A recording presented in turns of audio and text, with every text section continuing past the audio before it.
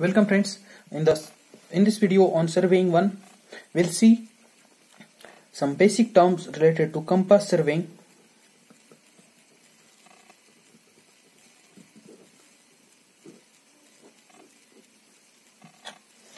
In the surveying, many times we cannot plot the positions of point, or we cannot measure the area of some field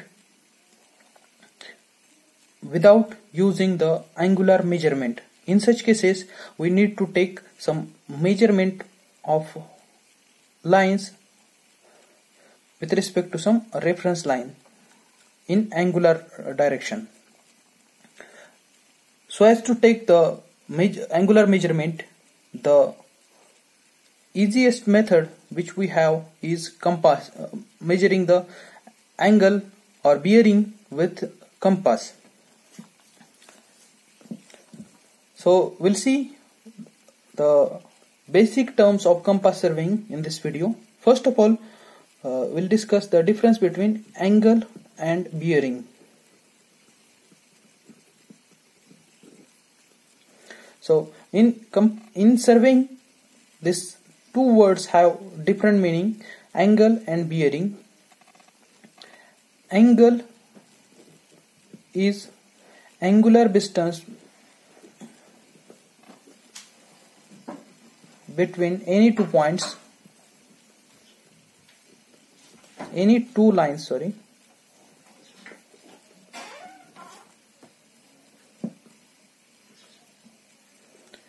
whereas bearing is the angular distance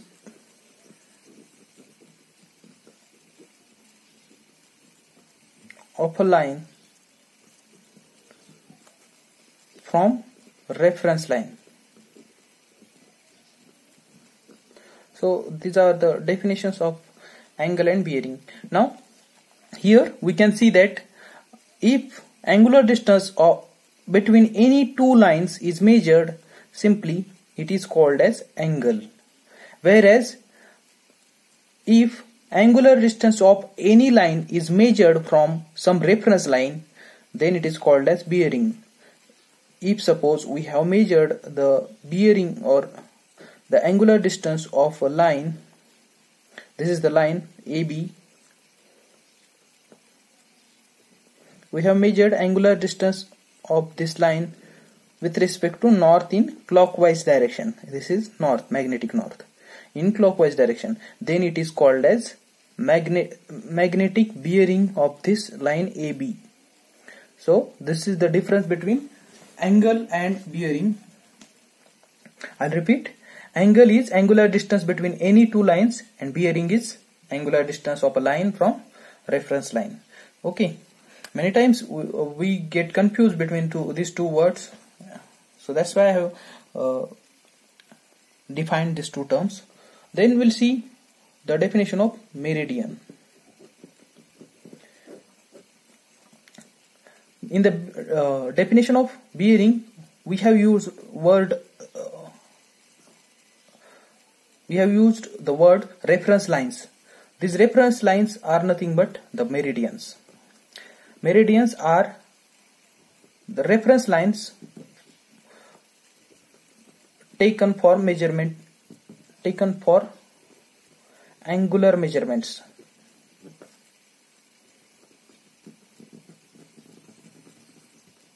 Okay, so the reference lines which are taken for angular measurement, then these lines are called as meridians. So this alternative name of this meridian is reference line. Okay, so there are three types of meridian which we can use for the measurement of angular distances. The types of meridian are as: first one is magnetic meridian, second true meridian, and third arbitrary meridian. So in this, if the reference line taken for measurement is north, magnetic north, which is denoted by magnetic compass. So if this line is taken for measurement of angular distances as a reference line, then it is called as, this reference line is called as magnetic meridian. If the geographic north and south of Earth, the line passing through geographic north, south and any point on Earth is taken for reference of measurements, then that reference line is called as true meridian. So if this is Earth, this is geographic north, south, so line passing from these 2 points, if this line is considered for the reference of measurements of angle, then this reference line is called as true meridian. The arbitrary meridian, the meaning of word arbitrary itself is assumed, means the for less important or small work we take the reference as one of the wall which is at that place only, like this. The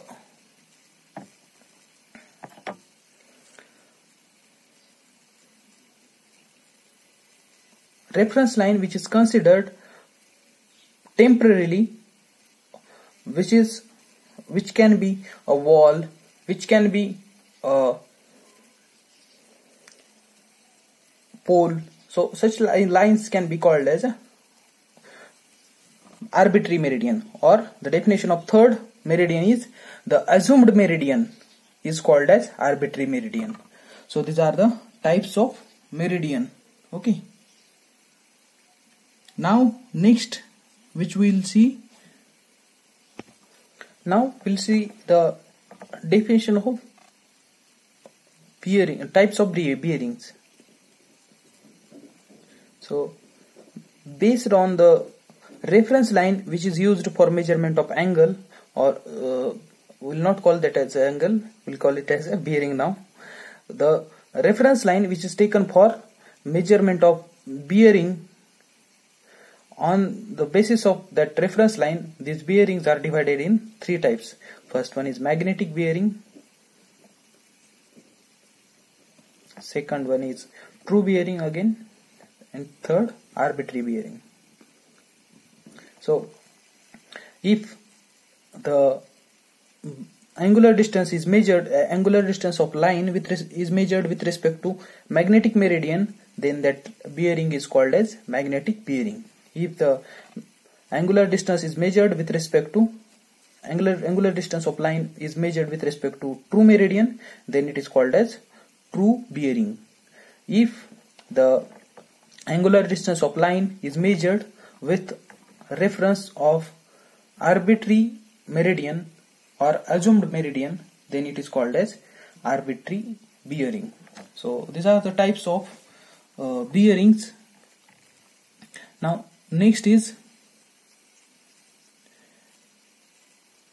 we'll see the difference between magnetic bearing and true bearing. Magnetic bearing is the bearing of line which is taken with respect to or with reference to the magnetic north and south pole. So whereas true bearing is taken with the reference of true north, that is geographic north.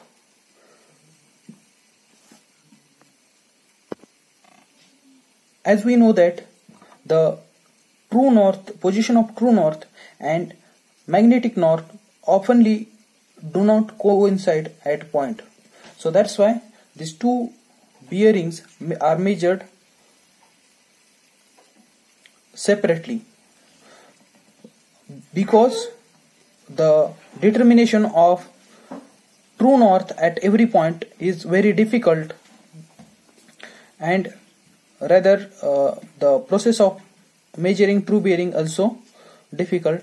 So we follow, or we usually measure the bearing of line with respect to magnetic north.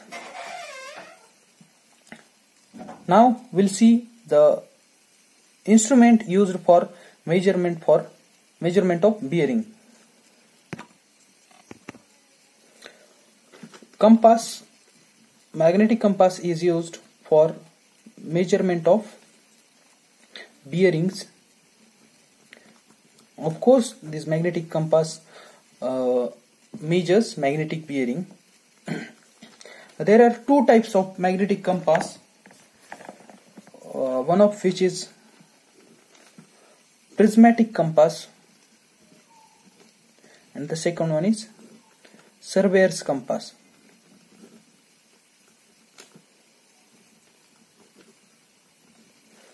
This is prismatic compass.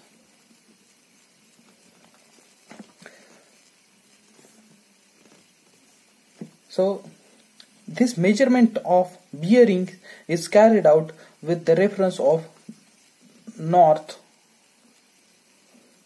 that is magnetic north, in prismatic compass, whereas the measurement of bearing of line is carried out either with north, magnetic north, or with magnetic south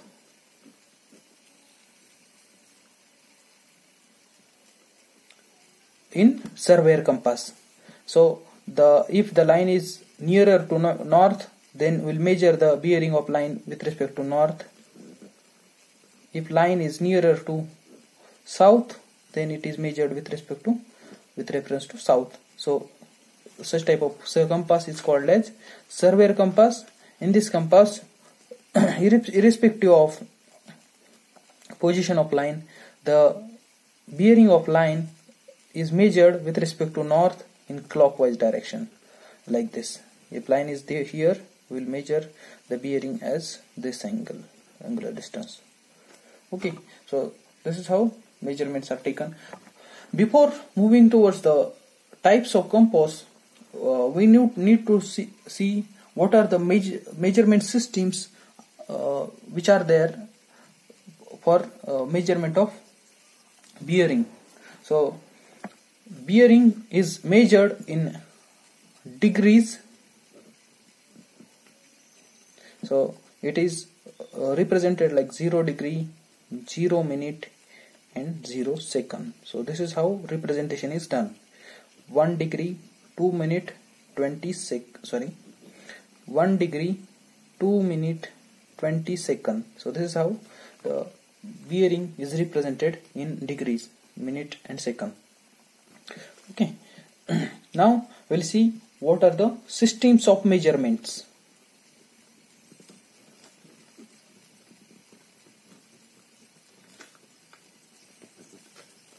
There are two systems of measurement. First one is WCB, whole circle bearing, and second one is QB, that is also called as RB reduced bearing. So let's see what is whole circle bearing.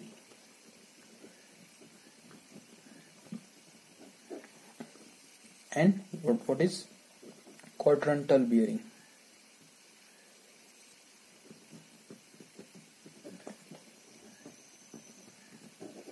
So we'll call this whole circle bearing as WCB in short form. Okay, so whole circle bearing of line is angular distance measured with magnetic north or with north in clockwise direction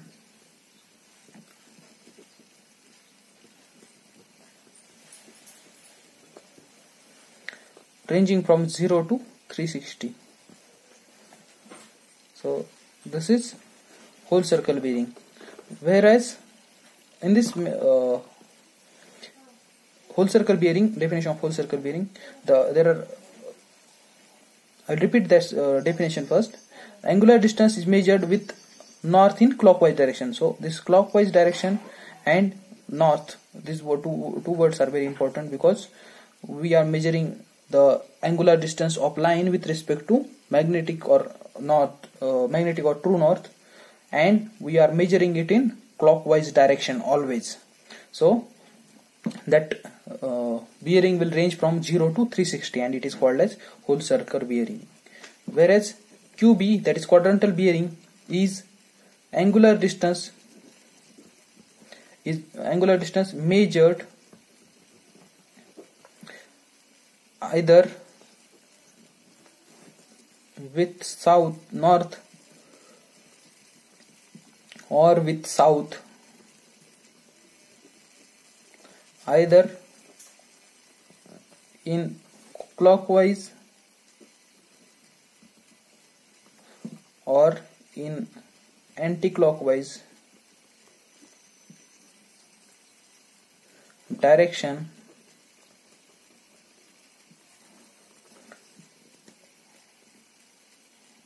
is called quadrantal bearing. One condition is there: the bearing is measured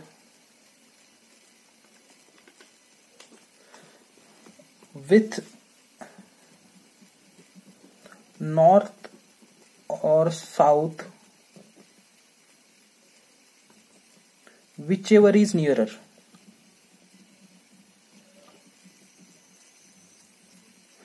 So angular distance measured either with north or south, either in clockwise or anti-clockwise direction, it is called quadrantal bearing. Condition is what? Bearing is measured with north or south, whichever is nearer. So let's see how to measure the whole circle bearing and quadrantal bearing. First of all, we'll see how to measure the whole circle bearing. If suppose this is our reference north, and these are the other directions, standard direction: east, west, south. Suppose if this line is in second quadrant, so we'll measure this angular distance if we want to measure the whole circle bearing. So say it is 110 degree. If the line lies in this quadrant, then we'll go for this angular distance to measure whole circle bearing. Suppose this is 190 degree, because 0 to here in this quadrant 90, this quadrant 180, so this is 10 degree extra. If this line lies in this quadrant, we will not measure this big angle, because this bearing will not be measured, or this will not considered as a whole circle bearing, because it is, if we measure this, it will be in anti-clockwise direction. So in order to measure bearing of whole circle bearing of this line, we have to go like this, from starting from north in clockwise direction and ending at this point, which is on line. So this bearing will be greater than 270 and less than 360. We'll take it as 300. We have assumed it. So this is how the whole circle bearing is measured. Now let's see how to measure the quadrantal bearing. If suppose line lies in this quadrant,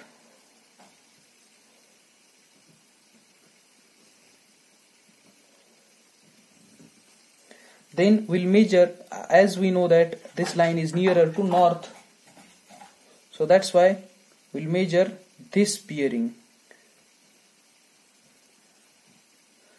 And if suppose this is 40 degree, then we'll represent it as a north 40 degree east. So representation of QB will be like this: north 40 degree east. If line lies in this quadrant, then we'll measure this as a bearing of line, because south is nearer to this line than north. So if this is the angle which is 38 degrees, say, so we'll represent like this: south 38 degree east, south 38 degree east. So this is how the representation is done. So I'll write the general format for representation of quadrantal bearing: north or south, theta degree, east or west. So this is how the representation is done. Now we'll see the next part, in which the next part we'll cover the next part of the chapter in next video. That will include the conversion of reduced bearing and quadrantal bearing. So thank you for watching this video. We'll continue in the next video.